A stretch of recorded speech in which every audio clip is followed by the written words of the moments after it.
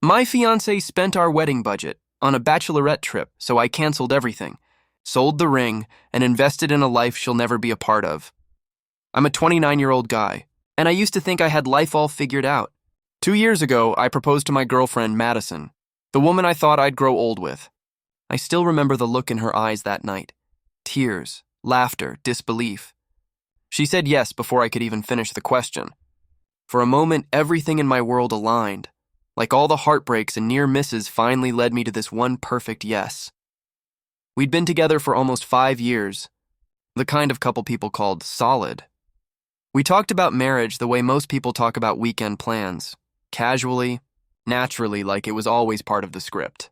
Late at night, we'd lie in bed scrolling through Pinterest boards, laughing over wedding themes and playlists. Nothing too flashy, she'd say, just something elegant, real. And I believed her. Every word. Together we started saving, slowly, methodically. Every date night skipped, every bonus tucked away, every temptation resisted. By the end of 2 years, we had saved $25,000, our wedding fund. Every dollar had a purpose: venue, dress, photographer, food. It wasn't just money. It was sacrifice, teamwork, love made tangible. I remember how proud I felt transferring that money into our joint account. It felt symbolic, like trust made official. Madison kissed me and said, "You're the most responsible man I know." That line stayed with me for weeks. I told everyone how lucky I was to have someone so grounded, but now looking back, I see the cracks I refused to notice.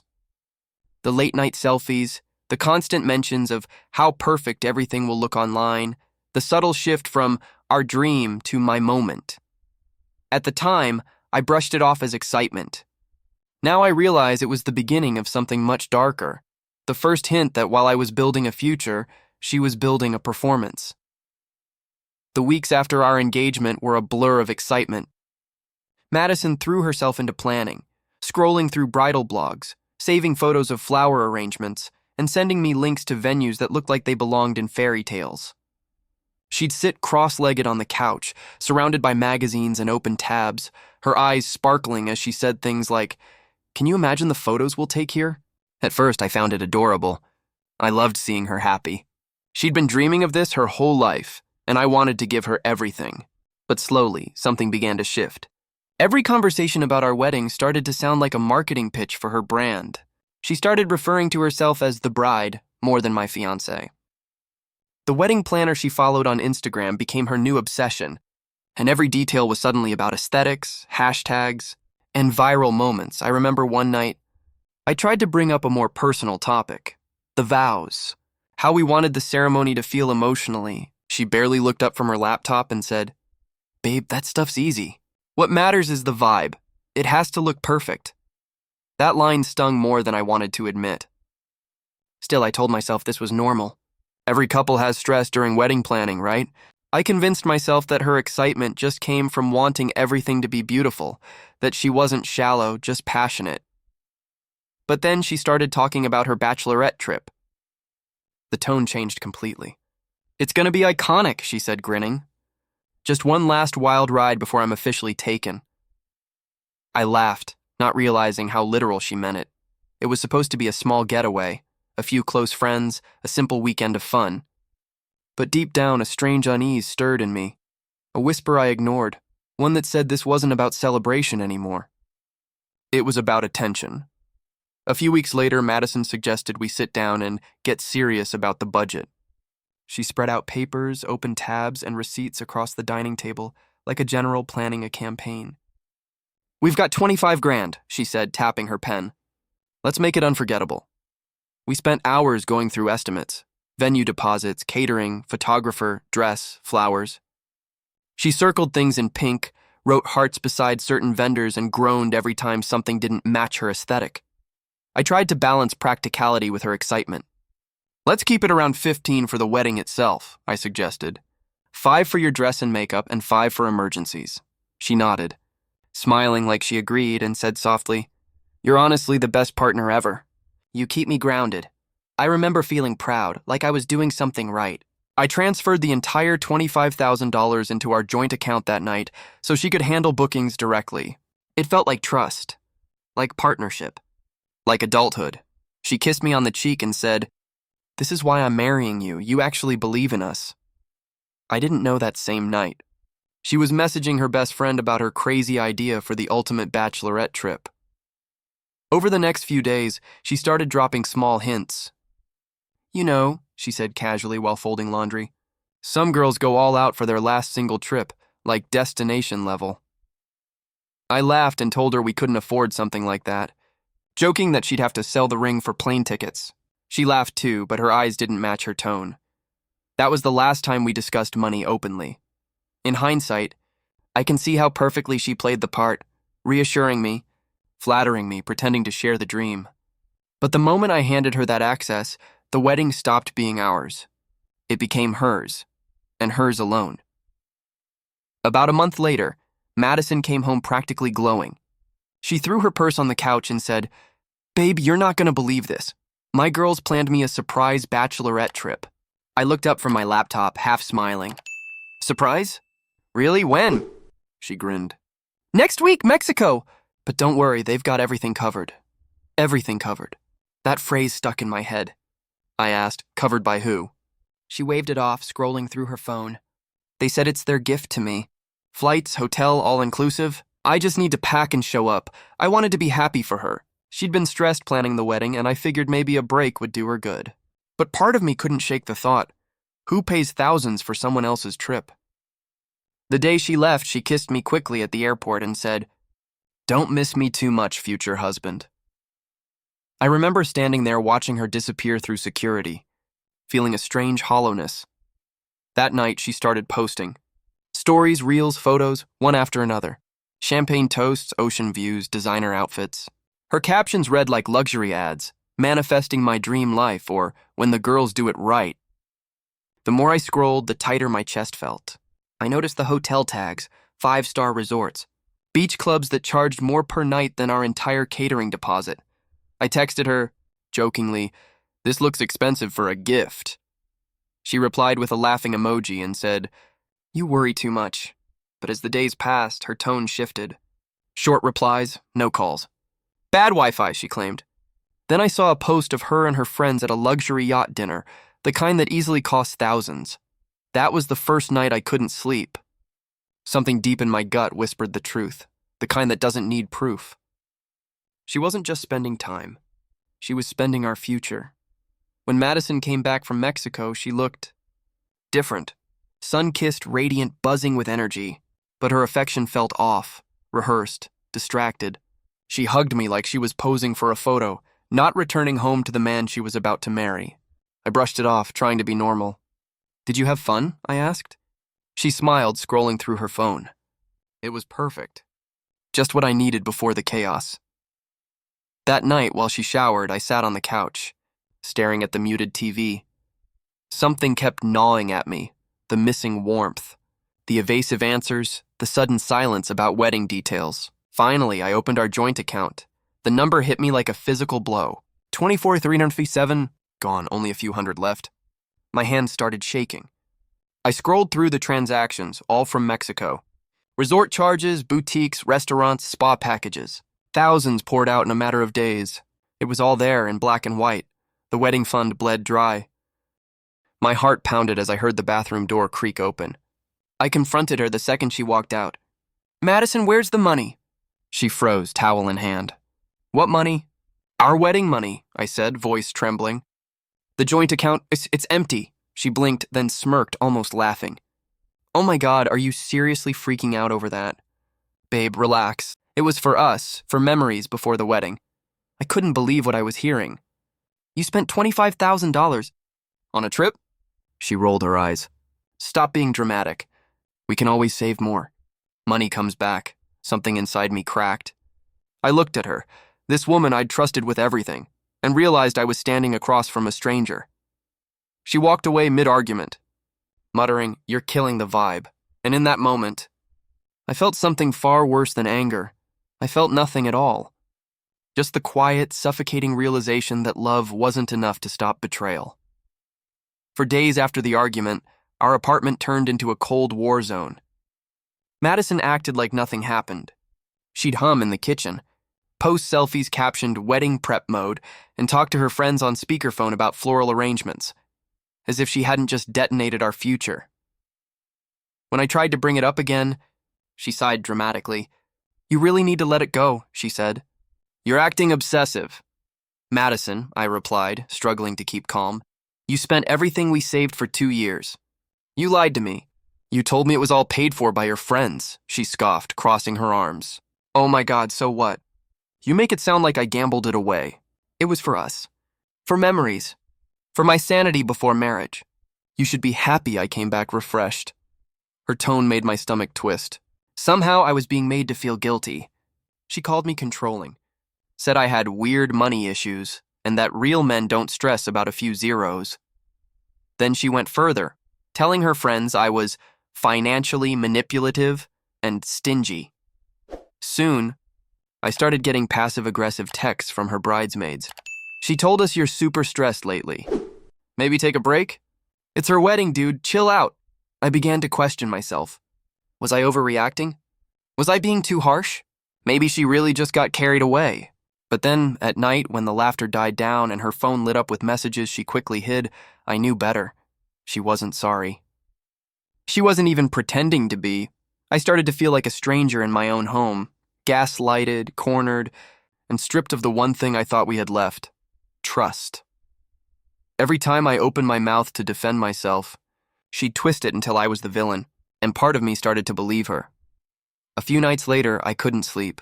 Madison had fallen asleep on the couch, her phone still unlocked beside her. Normally, I'm not the type to snoop. I've always believed that if you have to look, something's already broken. But in that moment, something inside me snapped. My hand trembled as I picked up her phone. The first thing I saw was a group chat titled "The Mexico Queens." My heart started pounding as I scrolled.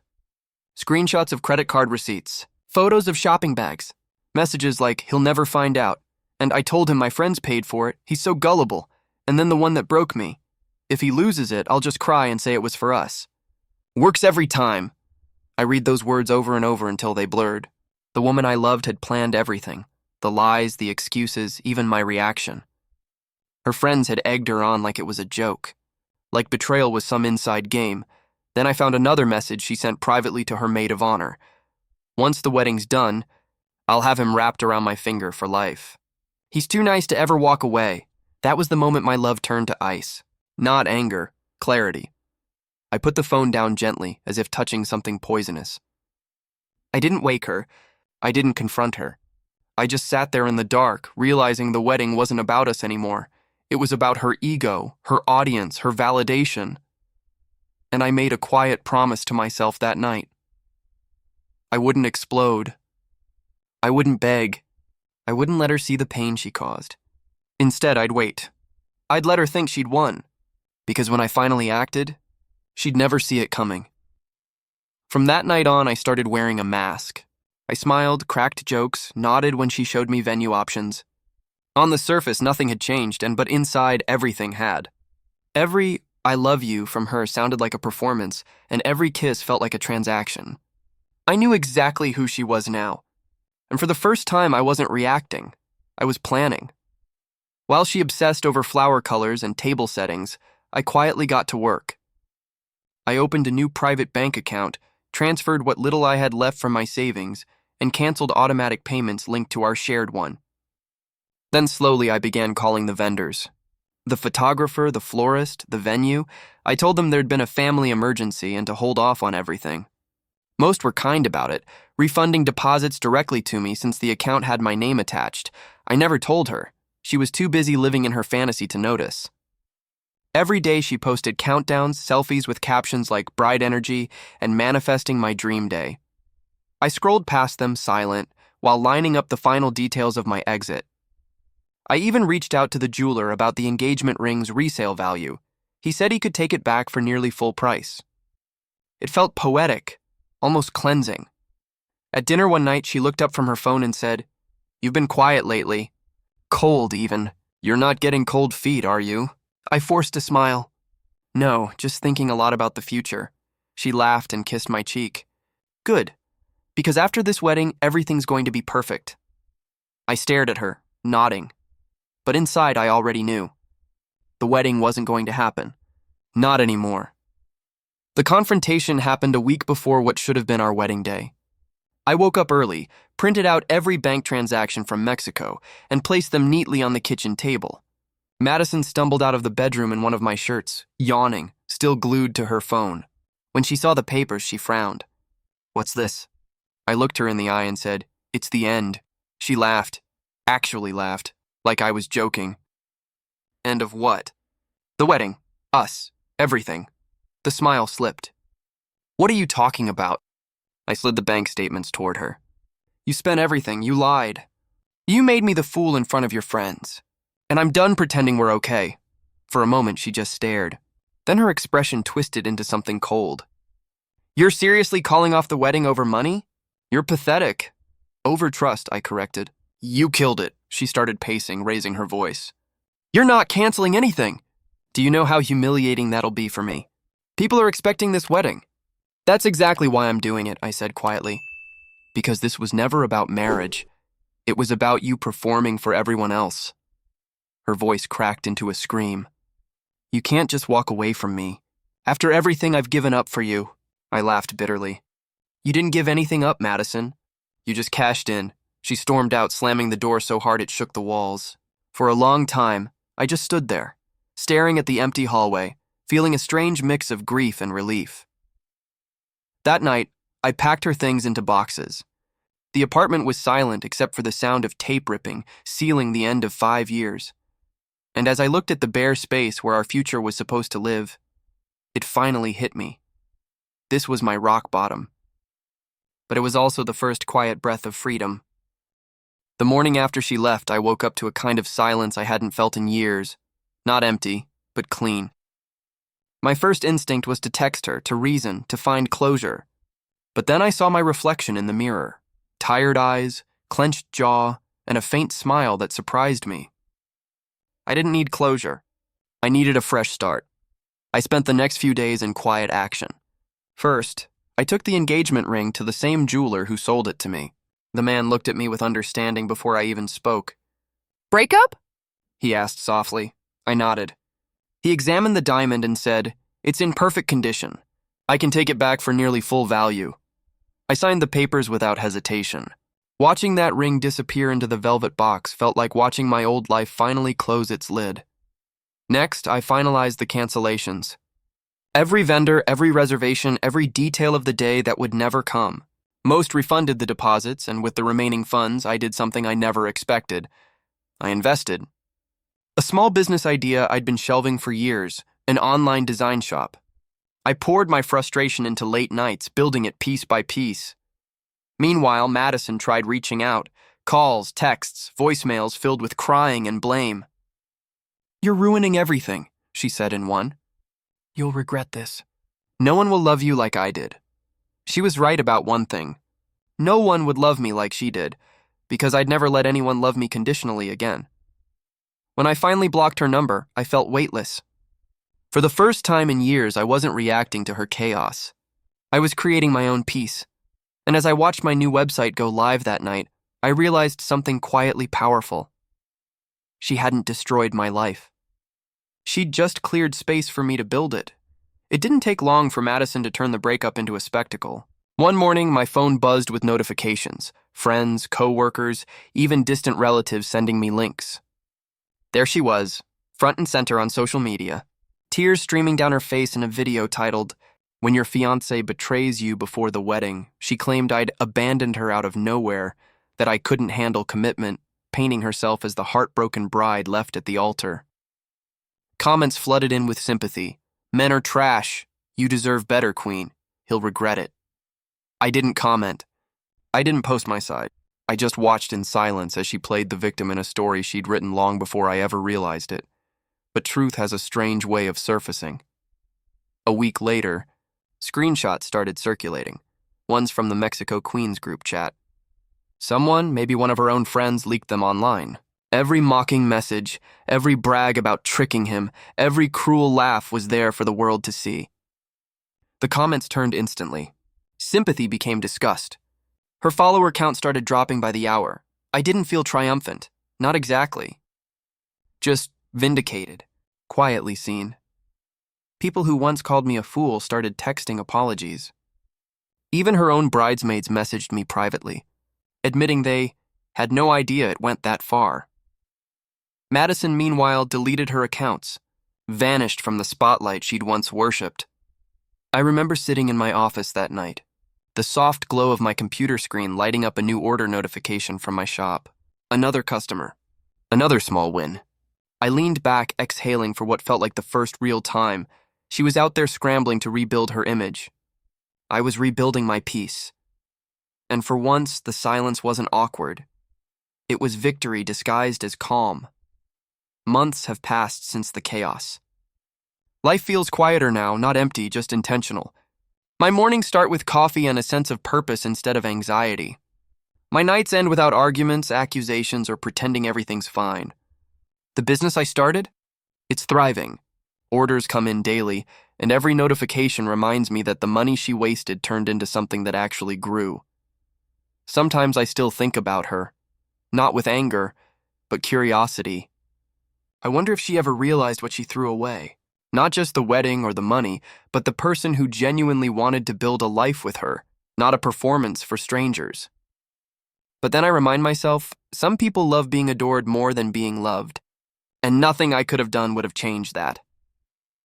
A few weeks ago, I ran into a mutual friend at a cafe.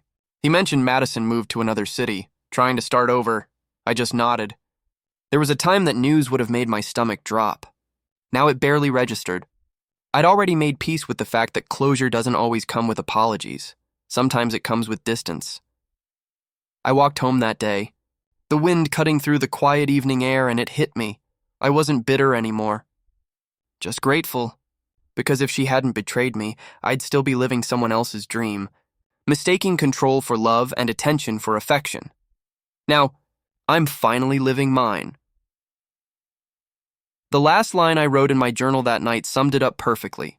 The sentence that started as pain but ended as power. She spent our wedding money chasing validation. I spent it building a life she'll never touch.